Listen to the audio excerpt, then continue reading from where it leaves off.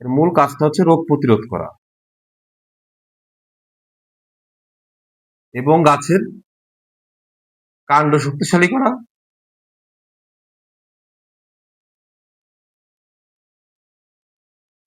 অর্থাৎ রোগ প্রতিরোধ করা, গাছের কাণ্ড শক্তিশালী করা।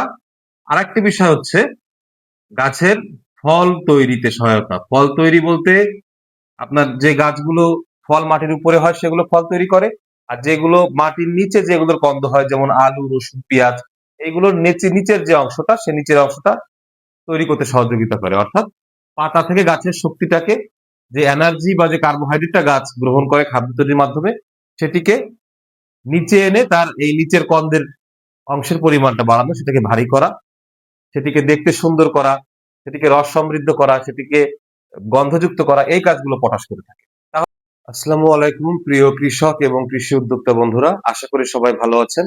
আমি কৃষিবিদ এস এম ফজলে রাব্বি, আমার চ্যানেলের পক্ষ থেকে জানাচ্ছি আপনাদের অনেক অনেক শুভেচ্ছা এবং অভিনন্দন। প্রিয় বন্ধুরা, আজকে আমরা একটি গুরুত্বপূর্ণ বিষয় নিয়ে আলোচনা করব, সেটি হচ্ছে পেঁয়াজ চাষে পটাশ সার কতবার দিতে হবে। পটাশ সার বলতে আমরা এমওপি বা লাল সারকে বোঝাচ্ছি, যেখান থেকে পটাশিয়াম নামে একটা নিউট্রিয়েন্ট যেটি গাছ পেয়ে থাকে। আসলে গাছের বৃদ্ধি, পেঁয়াজ গাছের বৃদ্ধিটা আসলে কয়টা পর্যায়ে হচ্ছে এটা আগে আমরা একটু বোঝার চেষ্টা করি। একটা হচ্ছে যে বীজ থেকে চারা হওয়া,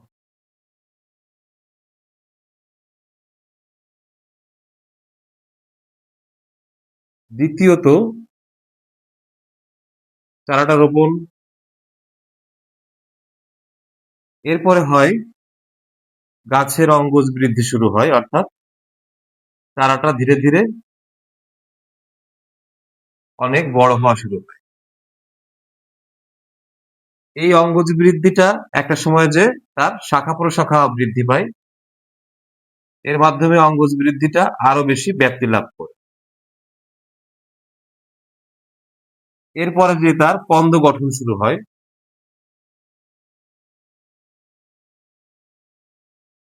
তারপরে হচ্ছে কন্দের পরিপূর্ণ গঠন, অর্থাৎ বড় আকৃতির পেঁয়াজ হওয়া, যেটাকে আমরা পেঁয়াজ হিসেবে খাই। এই যে যে কয়েকটা ধাপ, এই ধাপগুলো আমাদের খুব ঠান্ডাভাবে বিবেচনা করা উচিত, যে প্রত্যেকটা ধাপ যখন আসে এক একটা গাছের, সেই প্রত্যেকটা ধাপেই তার খাবারের প্রয়োজন হয় এবং সে ধাপ অনুযায়ী আমাদের গাছকে প্রয়োজনীয় পরিমাণ সার দিতে হয়। যতগুলো ধাপ একটা গাছ তার জীবদ্দশা অতিক্রম করবে, প্রত্যেকটা ধাপেই কিন্তু কখনো কখনো একাধিক সার, কখনো কখনো অল্প কিছু সার, এরকম সারের প্রয়োজন হবে। তো পেঁয়াজের ক্ষেত্রে আমাদের জানতে হবে যে এই ধাপ যে কয়েকটা আছে এগুলো সম্পর্কে, এবং পটাশ সারের কাজটা আসলে কি। পটাশ সারের মূল এখন এমওপি সার, যেটা এমওপি বা লাল সার, এই লাল সার নামে আপনারা অধিকাংশ লোক এটিকে বলে থাকেন। এর মূল কাজটা হচ্ছে রোগ প্রতিরোধ করা এবং গাছের কাণ্ড শক্তিশালী করা,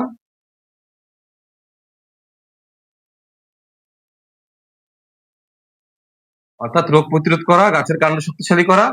আরেকটি বিষয় হচ্ছে গাছের ফল তৈরিতে সহায়তা। ফল তৈরি বলতে আপনার যে গাছগুলো ফল মাটির উপরে হয় সেগুলো ফল তৈরি করে, আর যেগুলো মাটির নিচে যেগুলোর কন্দ হয় যেমন আলু, রসুন, পেঁয়াজ, এইগুলোর নিচের যে অংশটা সে নিচের অংশটা তৈরি করতে সহযোগিতা করে। অর্থাৎ পাতা থেকে গাছের শক্তিটাকে, যে এনার্জি বা যে কার্বোহাইড্রেটটা গাছ গ্রহণ করে খাদ্য তৈরির মাধ্যমে, সেটিকে নিচে এনে তার এই নিচের কন্দের অংশের পরিমাণটা বাড়ানো, সেটাকে ভারী করা, সেটিকে দেখতে সুন্দর করা, সেটিকে রস সমৃদ্ধ করা, সেটিকে গন্ধযুক্ত করা, এই কাজগুলো পটাশ করে থাকে। তাহলে দেখুন কতগুলো কাজে পটাশ সারের প্রয়োজন হচ্ছে। প্রথমত হচ্ছে এই যে বীজ থেকে চারা হওয়া এবং চারা রোপণ, এই যে দুটো কাজ আমরা করে থাকি। আমরা যখন বীজ দেই জমিতে, বীজ থেকে চারা হয়, বা যখন চারা রোপণ করি সে চারাটা সেট হয়ে একটু বড় হয়, এই যে চারাটা সেট হওয়ার ক্ষেত্রে বা বীজ থেকে চারা হওয়ার ক্ষেত্রেও কিন্তু পটাশ সারের প্রয়োজন আছে। কারণ হচ্ছে অন্যান্য সারগুলো যখন এই গাছ গ্রহণ করছে, বীজ থেকে যখন তার রুট অর্থাৎ শিকড় তৈরি হচ্ছে, তখন ফসফরাস সহ কিছু সার কাজ করছে এবং তার পাশাপাশি পটাশ সার এই কাজগুলোকে করতে সহযোগিতা করছে। তার মানে আপনি গাছ যদি আপনি বীজ রোপণ করেন বা চারা রোপণ করেন, তার আগে কিন্তু পটাশ সার দেওয়ার প্রয়োজন আছে। অর্থাৎ এই একটি ধাপ আমরা পেলাম, আমরা ধরে নিচ্ছি এটি ধাপ ক, এই ধাপটায় পটাশ সারের প্রয়োজন হবে। দ্বিতীয়ত, যখন এই পেঁয়াজ গাছের বয়স মোটামুটি 8 থেকে 10 দিন বা 10 থেকে 12 দিন হয়ে গেল, তখন কিন্তু এর অঙ্গজ বৃদ্ধি শুরু হয়ে যাবে, অর্থাৎ গাছটা এখন দ্রুত বাড়া শুরু করবে। যখন গাছের অঙ্গজ বৃদ্ধি শুরু হবে, ওই মুহূর্তে কিন্তু পটাশ সারের অতটা প্রয়োজন নেই। কারণটা কি? আমাদের আরেকটি বিষয় বুঝতে হবে যে পটাশ সার আসলে কতদিন মাটিতে থাকে। আমরা যদি এই পটাশিয়াম দেই, অর্থাৎ লাল সার মাটিতে দেই, তাহলে এই যে লাল সারটি, এটি মাটিতে থাকবে 20 থেকে 40 দিন পর্যন্ত। 20 থেকে 40 দিন পর্যন্ত আমরা এভারেজে 30 দিন বা 1 মাস ধরে নিতে পারি। তো আমরা যদি রোপণ করার আগে এই পটাশ সারটা দেই, তাহলে এই পটাশ সারটা প্রায় 1 মাসের কাছাকাছি থাকবে। অর্থাৎ চারা হওয়ার পরে যখন গাছের অঙ্কুশ বৃদ্ধি হবে, তখন আমাদের এটা আর দেওয়ার প্রয়োজন হবে না, তখন আমাদের প্রয়োজন হবে ইউরিয়া সার। কিন্তু যখন আবার গাছের শাখা প্রশাখা বৃদ্ধি হয়, তখন গাছের বয়স প্রায় 1 মাস হয়ে যায়। তা গাছের বয়স যখন 1 মাস হয়ে যায়, তখন কিন্তু মাটিতে আর প্রয়োজনীয় পরিমাণ পটাশ সারটি থাকে না, তখন আমাদের পটাশ সার দেওয়ার প্রয়োজন হয়। যখন কন্ড গঠন শুরু হয় পেঁয়াজে, অর্থাৎ গাছের বয়স যখন প্রায় 45 দিনের মতো হয়, অর্থাৎ 1.5 মাসের মতো হয়, তখন কিন্তু তার কন্দ গঠন হওয়া শুরু হয়।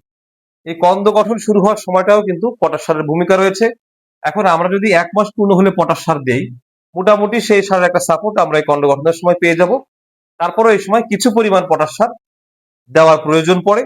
আর কন্দের পরিপূর্ণ গঠন, অর্থাৎ কন্দটা একটু বড় হয়ে মোটামুটি বেশ একটি বড় আকার ধারণ করবে, বা আরো একটু বড় হবে, এটা ভারী হবে, এটা রস হতে হবে, এটা আকৃতি সুন্দর হতে হবে। অর্থাৎ কন্দের যে দামটা আমরা পেতে চাই, প্রকৃত মূল্য পেতে গেলে যেরকম আকৃতির, যেরকম কোয়ালিটির পেঁয়াজ আমাদের দরকার, এই যে জিনিসটা, এই জিনিসটা ফর্ম করে সেই সময়টা, সেটা হলো কি 60 থেকে 65 দিনে। খুবই গুরুত্বপূর্ণ একটি সময়। এই সময়টাই কিন্তু অবশ্যই এই লাল সারের প্রয়োজন হয়। তাহলে দেখেন কতগুলো ধাপে দরকার হচ্ছে। এই একটি ধাপ, এই সময়টা যেহেতু আমরা চারা লাগানোর আগেই দিচ্ছি, সেহেতু এই ধাপে কাজ করবে। তার পাশাপাশি এই ধাপে দিতেই হবে, অর্থাৎ যখন তার বয়স 30 থেকে 35 দিন, এই সময় লাল সার অবশ্যই দিতে হবে। আর যখন এই কন্ডের পরিপূর্ণ গঠন হবে, এ সময়টায় কিন্তু অবশ্যই দিতে হবে। আর এই কন্দ গঠনের সময়ও কিছুটা প্রয়োজন পড়ে। তাহলে মোটামুটি 3টা হচ্ছে প্রধান ধাপ এই লাল সার দেওয়া।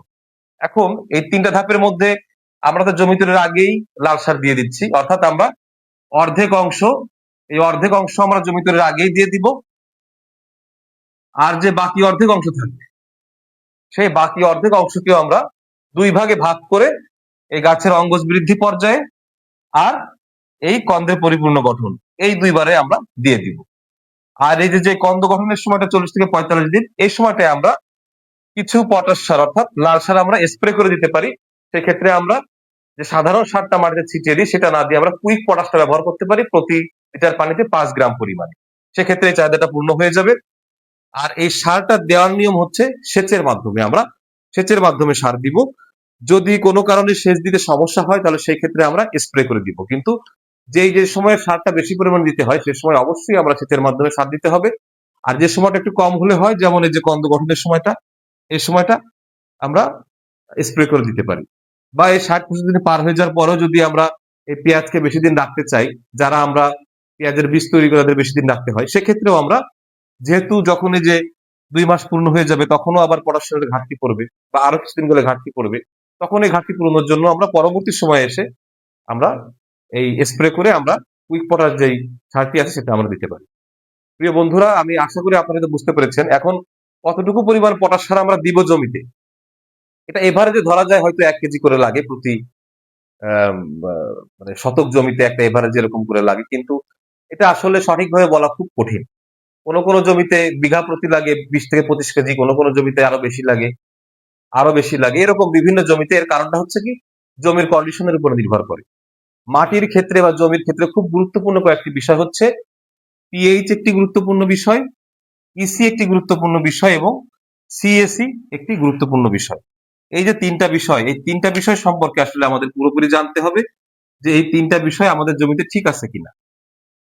এই পিএইচটা হলো মাটিতে অ্যাসিড বা ক্ষার সেটা নির্দেশ করে। ইসিটা হচ্ছে মাটির লবণাক্ততা, সিএসিটা হচ্ছে তার সার ধরে রাখার ক্ষমতা, যেটাকে আমরা অ্যাব্রিভিয়েশন করলে আসে হলো ক্যাটায়ন এক্সচেঞ্জ ক্যাপাসিটি।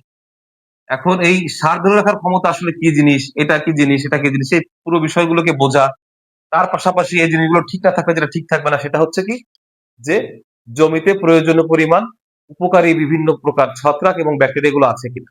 যেমন নাইট্রোজেনের জন্য নাইট্রোসোমোনাস ব্যাকটেরিয়া প্রয়োজন হয়, তারপরে মাইক্রোরাইজার প্রয়োজন আছে, বিভিন্ন প্রকার এবং উপকারী জীবাণুর প্রয়োজন আছে। এইভাবে এই জমি সম্পর্কে, মাটির সম্পর্কে, চারপাশের জলবায়ু সম্পর্কে, বিভিন্ন প্রকার সার সম্পর্কে, গাছের কোন বৃদ্ধিতে কি পরিমাণ সারের প্রয়োজন হয়, কখন কখন কোন রোগ হতে পারে, রোগ প্রতিরোধের জন্য কি সার ব্যবহার করা লাগবে বা কোন ধরনের ওষুধ ব্যবহার করা লাগবে, এই যাবতীয় বিষয়ে আসলে পরিপূর্ণ জ্ঞান না থাকলে পেঁয়াজ চাষ করে লাভবান আসলে হওয়াটা কঠিন বিষয়, বা হলেও খুব বেশি পরিমাণ হওয়া যায় না। যেই কারণে আমি আপনাদের সুবিধার্থে একটি কোর্সের আয়োজন করেছি আগামী 12 জানুয়ারি থেকে। ইতিমধ্যে আমার একটা কোর্স শুরু হয়ে গেছে, সেটি চলছে 7 জানুয়ারি থেকে। এই 2026 সালের 12 তারিখ থেকে আরেকটি কোর্স শুরু হচ্ছে। 12 থেকে 15 4 দিনের ক্লাস হবে এবং তারপরে কয়েকদিন গ্যাপ দিয়ে একটা রিভিউ ক্লাস হবে। এই কোর্সে আমি দীর্ঘ সময় নিয়ে আপনাদেরকে এই পেঁয়াজের যে পরিপূর্ণ বিজ্ঞান চাষের সেটা সম্পর্কে আপনাদেরকে বোঝানোর চেষ্টা করব, এবং অবশ্যই আপনাদের জন্য এই আমার পুরো কোর্সের একটা ভালো হ্যান্ডআউট আমি আপনাদেরকে দিব। তো এই কোর্সে আমি আশা করব আপনারা রেজিস্ট্রেশন করবেন। রেজিস্ট্রেশন করার জন্য একটা রেজিস্ট্রেশন ফি আমি রেখেছি মাত্র 200 টাকা। আমার মনে হয় এটা আপনাদের জন্য অ্যাফোর্ডেবল। তো আপনারা এই 200 টাকা পেমেন্ট করে আপনারা রেজিস্ট্রেশন করে কোর্সে অংশগ্রহণ করবেন। আর যদি কারো আর্থিক সক্ষমতা না থাকে তাহলে আমি তাকে বলবো আপনিও এই কোর্সে অংশগ্রহণ করুন, আমার সঙ্গে ব্যক্তিগতভাবে যোগাযোগ করুন। আমি অবশ্যই আপনাকে ফ্রিতে রেজিস্ট্রেশন করার ব্যবস্থা করব। আমার এই স্ক্রিনের উপরে দেওয়া যে হোয়াটসঅ্যাপ নাম্বারটি আছে, সেই হোয়াটসঅ্যাপ নাম্বারের মাধ্যমে আপনারা আমার সঙ্গে যোগাযোগ করুন। তাহলে আমি এই 12 তারিখের ভেতরেই আপনাদেরকে রেজিস্ট্রেশন সম্পন্ন করে ইনশাল্লাহ এই কোর্সে ভর্তি করে আপনাদের এই গুরুত্বপূর্ণ বিষয়গুলো সর্বোচ্চ পর্যায়ে আলোচনা করার চেষ্টা করব। সবাই সুস্থ থাকবেন, ভালো থাকবেন। আশা করি আপনারা বুঝতে পেরেছেন। আর আমার এই চ্যানেলের সঙ্গে থাকতে হলে, নিয়মিত এই ভিডিওগুলো দেখতে হলে অবশ্যই চ্যানেলটি সাবস্ক্রাইব করে ডান পাশের বেল বাটনটি চাপুন, তাহলে নতুন নতুন ভিডিওগুলো দিলে নোটিফিকেশন আকারে আপনারা সেটি পাবেন। আর ভিডিওটি ভালো লাগলে অবশ্যই লাইক করবেন, কমেন্টস করবেন, শেয়ার করে বন্ধুদের মধ্যে ছড়িয়ে দিবেন। সবাই সুস্থ থাকবেন, ভালো থাকবেন। আল্লাহ হাফেজ।